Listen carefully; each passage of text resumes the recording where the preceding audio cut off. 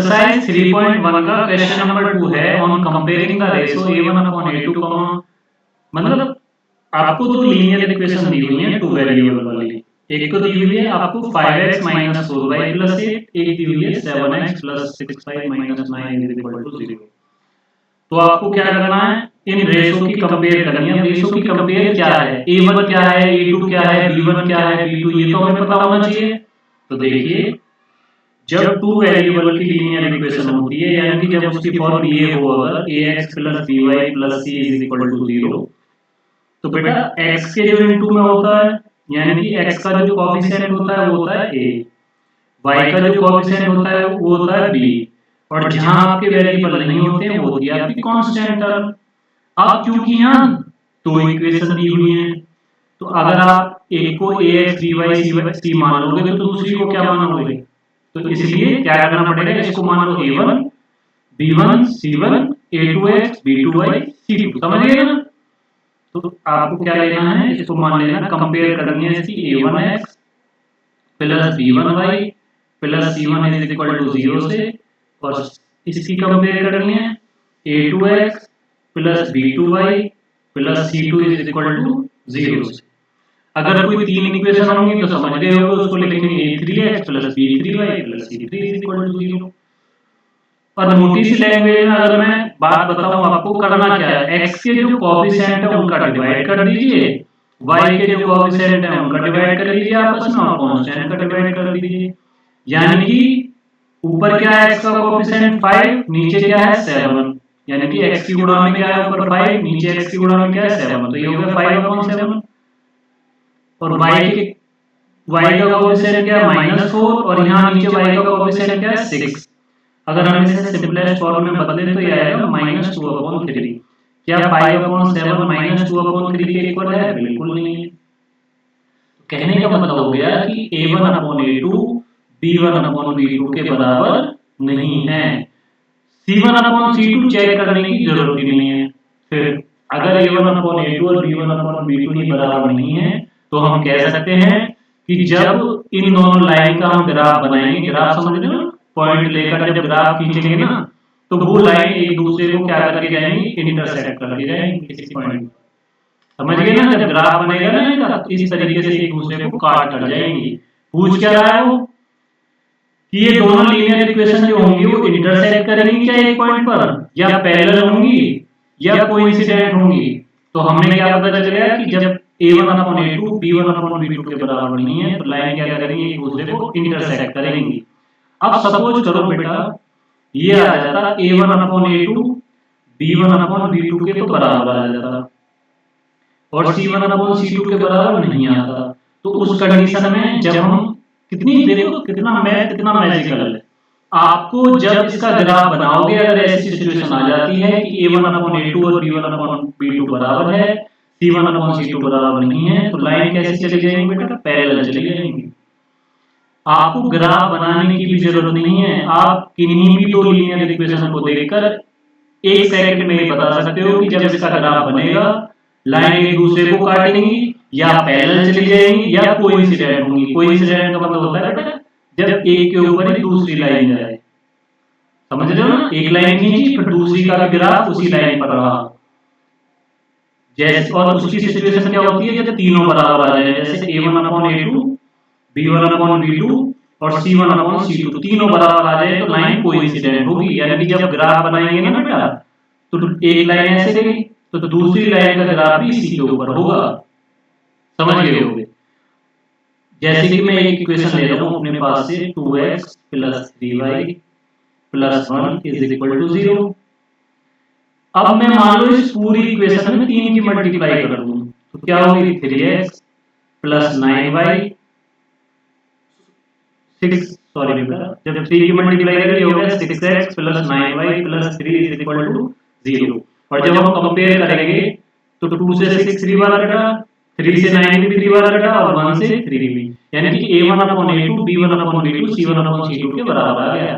कहने का मतलब क्या हुआ, हकीकत में दूसरी लीनियर इक्वेशन थी नहीं, ये एक ही लीनियर इक्वेशन है, समझ रहे हो ना, क्योंकि अगर मैं इसमें से 3 कॉमन ले लूंगा तो वापस से यही आ जाएगी।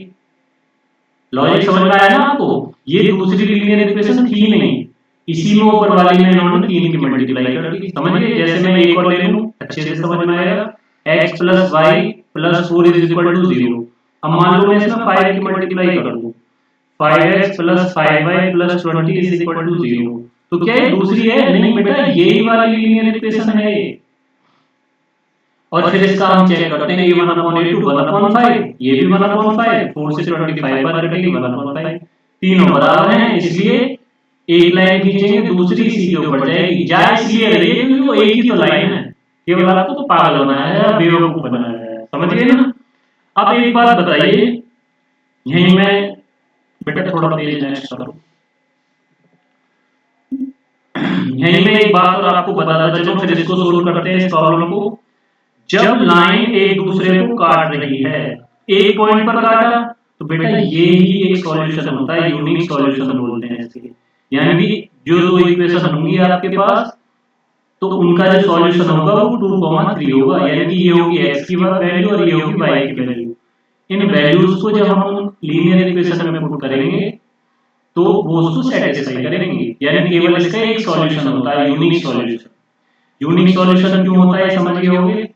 केवल यही पॉइंट होगा जो उनको सेटिस्फाई करेगा, बाकी कोई भी पॉइंट ऐसा नहीं होगा जो उन दोनों को सेटिस्फाई करेगा। प्रैक्टिकल करके बताएंगे, अभी देखते रहेंगे वीडियो। और अगर लाइन पैरेलल चली जाए बेटा, तो जब लाइन दोनों पैरेलल चली जाएंगी तो सिंपल सी बात है, नो सॉल्यूशन, कोई सॉल्यूशन होगा ही नहीं, क्योंकि कोई भी पॉइंट ऐसा नहीं है जो एक दूसरे को काट रहा हो या एक दूसरे से टच हो रहा हो, तो इसलिए नो सॉल्यूशन होगा। और बेटा जब एक लाइन ये ली और दूसरी इसी के ऊपर खींच दी कोइंसिडेंट, तो कितने सॉल्यूशन होंगे? बहुत सारे पॉइंट एक दूसरे से मिल रहे हैं ना, तो कितने सॉल्यूशन होंगे बेटा? इनफाइनाइटली मैनी सॉल्यूशन होंगे। कितने सॉल्यूशन होंगे? इनफाइनाइटली सॉल्यूशन, यानी कि अनंत सॉल्यूशन होंगे। पहली बात सुनिए दोबारा से, जब लाइन किसी एक पॉइंट पर काटे तो केवल एक यूनिक सॉल्यूशन, जब पैरेलल चली जाए तो नो सॉल्यूशन, क्योंकि कोई भी पॉइंट एक दूसरे से टच नहीं है। और यहाँ क्योंकि अनंत पॉइंट एक दूसरे से मिल रहे हैं, इसलिए इसके इनफाइनाइटली सॉल्यूशन। ठीक है ना? इसके लिए सिचुएशन क्या होती है याद कर लेना आपने, a1 अपॉन a2 जब b1 अपॉन b2 के बराबर नहीं है। इसके लिए क्या सिचुएशन होती है? a1 upon a2 b1 upon b2 के बराबर है, लेकिन c1 अपॉन c2 के बराबर नहीं है। इसकी बात करें तो a1 अपॉन a2 बराबर है b1 अपॉन b2 के, और ये c1 अपॉन c2 के भी बराबर होगी। और मैंने तुम्हें बताया हकीकत में दूसरी लीनियर इक्वेशन होती नहीं है, केवल एक ही होती है। अब आगे की बात सुनिए, यही मैं आपको बताया दे रहा हूं, कंसिस्टेंट आएगा और इनकंसिस्टेंट, इससे अगला क्वेश्चन, तो यही समझे लेते हैं, फिर तब भी कर लेंगे। कंसिस्टेंट क्या होता है? कंसिस्टेंट की होती है संगत। संगत का मतलब जब कोई ना कोई सॉल्यूशन हो, कोई ना कोई पॉइंट ऐसा हो जो एक दूसरे से मिल रहा हो, तो वो लाइन कहलाती है कंसिस्टेंट। यानी कि वन सॉल्यूशन वाली लाइन और इनफाइनाइटली मेनी सॉल्यूशन वाली लाइन, ये दोनों लाइन कैसे कहलाएंगी? कंसिस्टेंट। और जब लाइन पैरेलल चली जाएगी तो ये कहलाएंगी इनकंसिस्टेंट। समझ में आ गया होगा? कंसिस्टेंट के लिए क्या सिचुएशन है? अगर a1 upon a2 not equal to b1 upon b2 आ जाए, या a1 upon a2 b1 upon b2 बराबर आ जाए और c1 अपॉन c2 भी बराबर आ जाए, तो समझ जाना लाइन कैसी होगी? कंसिस्टेंट होगी, यानी कि संगत होगी। संगत समझते हैं? संगति यानी कि पॉइंट एक दूसरे से कहीं ना कहीं मिल रहे होंगे। जैसे तुम्हारी भी संगति होती है ना, तुम्हारी संगति कब होगी? जब तुम किसी से, किसी फ्रेंड से या किसी के टच में हो, तो हो जाती है तुम्हारी संगत। यहाँ कंसिस्टेंट का मतलब होता है जब पॉइंट एक दूसरे से मिल रहे हैं, कहीं भी किसी भी तरीके से मिल रहे हैं, तो वो कंसिस्टेंट होगा। इनकंसिस्टेंट जब वो एक दूसरे से दूर चले जाए, असंगत, यानी कि एक दूसरे से मिले ही नहीं। तो चलो इसको चेक करते हैं। ठीक है, तो 9 अपॉन 18 का मतलब क्या होगा बेटा? सिंपल एकदम, 9 से 18 कितनी बार कटेगी? 2 बार, तो ये हो जाएगा 1 अपॉन 2 हो जाएगा। ठीक है, और 3 अपॉन 6 की बात करें, 3 अपॉन 6 क्या हो जाएगा बेटा? ये भी 3 अपॉन 6 भी 1 अपॉन 2 हो जाएगा। 12 अपॉन 24 की बात करें बेटा, ये भी 1 अपॉन 2 हो जाएगा। तीनों बराबर आ गए। तीनों बराबर आने का मतलब हो गया कितने सॉल्यूशन होंगे इसके? इनफाइनाइटली मेनी सॉल्यूशन होंगे। और लाइन कैसी होगी? कोइंसिडेंट, यानी कि एक के ऊपर ही दूसरी लाइन जाएगी। और अगर आप ध्यान से देखोगे ना तो इस वाली इक्वेशन में किसकी मल्टीप्लाई कर दी गई है, पहली वाली इक्वेशन में 2 की मल्टीप्लाई करी गई है, देख लीजिए 18x plus 6y plus 24 is equal to 0। समझ गए? तो एक इक्वेशन है, जैसे मैं आपसे कहने लगूं क्यों हुए इनफाइनाइट मैनी सॉल्यूशन, जैसे मैं कहने लगूं x plus 5 is equal to 8 है, 9th क्लास में आपने क्वेश्चन करा होगा। तो यहाँ x और y के अनंत ही तो सॉल्यूशन है बेटा। देखो x की जगह 6 रख सकते हो, y की जगह 2, तो 6 प्लस 2 8 हो गया।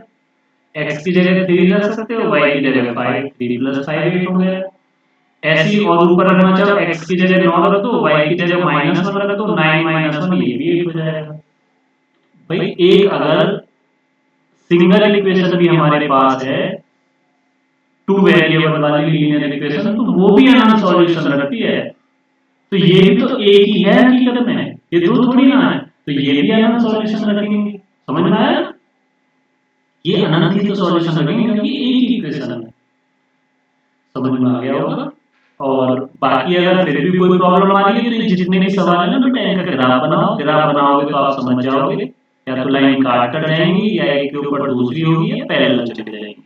नेक्स्ट क्वेश्चन देखिए, और आप वो खुद से चेक करोगे तो ज्यादा अच्छा है, टाइम देखना और आप खुद से एक बार चेक करके देखना है। एग्जाम की बात करें तो 1 नंबर का सवाल ये आपको एग्जाम में मिल जाएगा, और ये आपका थर्ड पार्ट आ जाता है, आपकी स्क्रीन पर है। तो आप क्या देखते हो 6/2। 6/2 का मतलब क्या हो गया? एक बात और ध्यान रखनी बेटा, एग्जाम में बदल कर आ सकता है। जैसे यहाँ तो x है, यहाँ y है, यहाँ कांस्टेंट है, तो नीचे वाली जो दूसरी इक्वेशन है ये ऐसे हो सकती है, y पहले हो x पीछे हो और कांस्टेंट भी बराबर हो। तो उसको आपको खुद बनाना पड़ेगा, ax plus by plus c की फॉर्म में एडजस्ट करना पड़ेगा खुद से। समझ गए ना?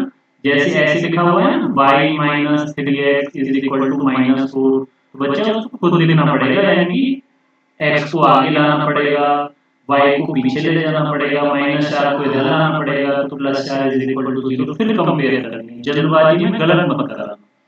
तो 6/2 का मतलब क्या हो गया 3। उसके बाद बेटा -3/-1, माइनस से माइनस कट जाएगा, ये भी 3 है, और ये 10/9 है। क्या पता चल रहा है बेटा? a1/a2 और b1/b2 तो बराबर हैं, लेकिन c1/c2 बराबर नहीं है।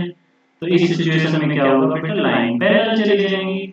अगर आपको यकीन नहीं हो मैथ पर कि मैथ गलत बता रहा है या ये रेशो गलत है, तो पॉइंट लीजिए और ग्राफ बनाइए। तो ग्राफ पर आप क्या देखोगे कि लाइन वाकई ही पैरेलल जा रही है, तो आपको फिर ट्रस्ट होने लगेगा अपने ऊपर भी और मैथ के ऊपर भी। नेक्स्ट पार्ट डालिए। इसके 3 ही पार्ट हैं, ठीक है बेटा? अब मैं सेकंड पार्ट डालता हूँ। Thanks for watching the video.